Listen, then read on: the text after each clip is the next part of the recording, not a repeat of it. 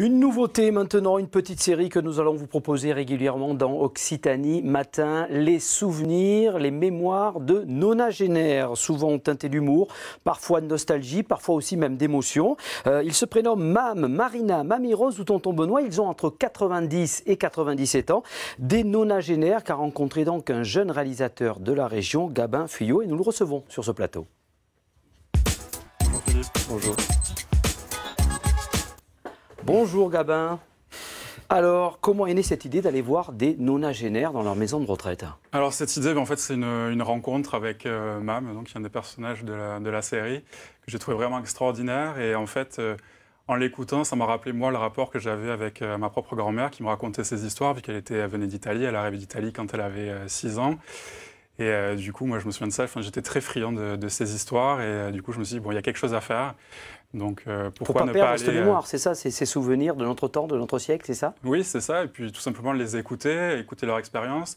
Après, j'ai essayé de faire quelque chose qui n'était pas didactique. Enfin, c'était pas le but que ce soit moralisateur, ni rien du tout. Mais juste avoir, en fait, leur expérience, leur vision sur la vie. Et puis, voir ce qu'on peut prendre. Être dans l'écoute. La rencontre a eu lieu dans la maison de retraite, c'est ça, de Mam? Ou non, quand pas elle était chez elle? Parce qu'en fait, Mam, c'était chez elle, parce que c'est la grand-mère d'un ami.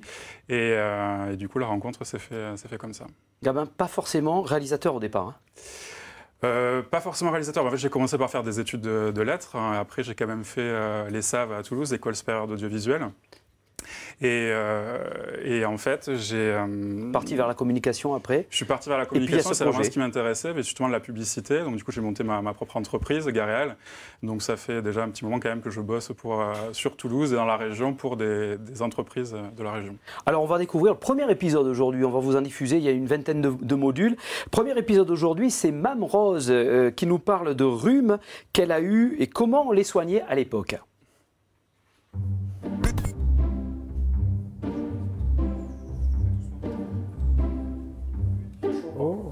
Je suis servie à domicile. Merci.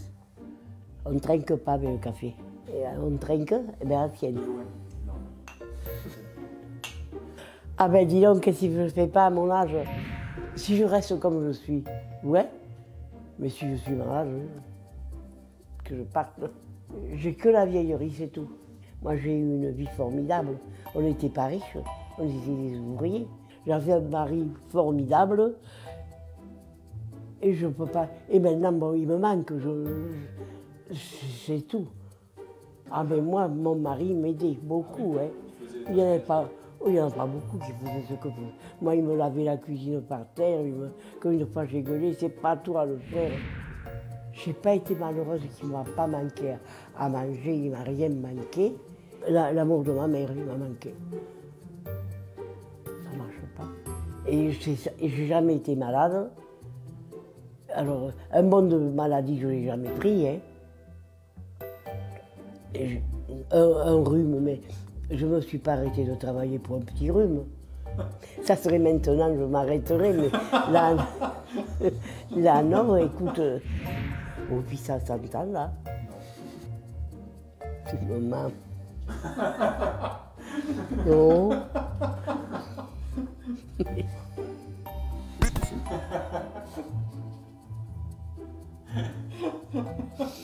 Gabin, comment ils vous ont accueilli? Ils se sont livrés assez facilement?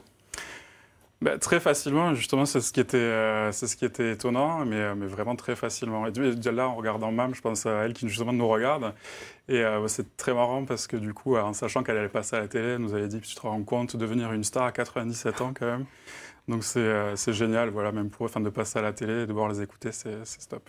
Est-ce qu'il y en a certains qui commençaient à perdre un petit peu leurs souvenirs? On le sait, il y a Alzheimer parfois. Est-ce que ça a permis peut-être pour eux de travailler la mémoire, de retrouver des choses?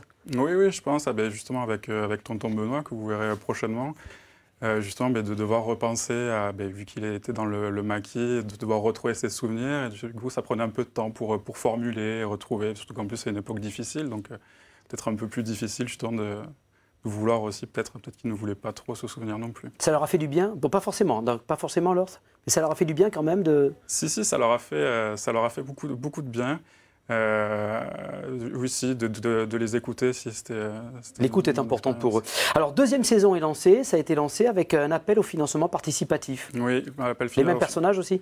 Non, donc du coup, des nouveaux personnages. Je vais partir sur un nouveau concept où là, il y aura 10 nonagénaires d'horizons différents, avec une boîte à souvenirs justement qui va faire son apparition dans la série, où il y aura différents objets symboliques, où ils pourront réagir sur ces différents objets. Il y a toujours un appel à financement participatif, les gens peuvent continuer à donner pour la deuxième saison ou Ça, autre c'est chose? bon, c'est bouclé, le financement participatif. Pendant tout l'été, les gens ont pu donner, participer. Du coup, c'était un grand encouragement. Et je les remercie d'ailleurs, tous ceux qui ont participé pour que le projet puisse continuer. Ça se fera toujours dans les maisons de retraite?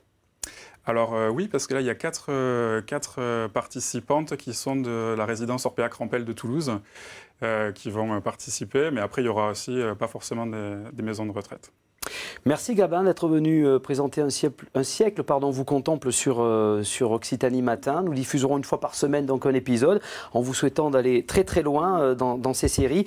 garealtv.com, c'est votre site pour en savoir plus voilà, sur ce que vous faites. Merci Gabin, c'est l'heure maintenant de savoir quoi faire ce week-end et vous le savez.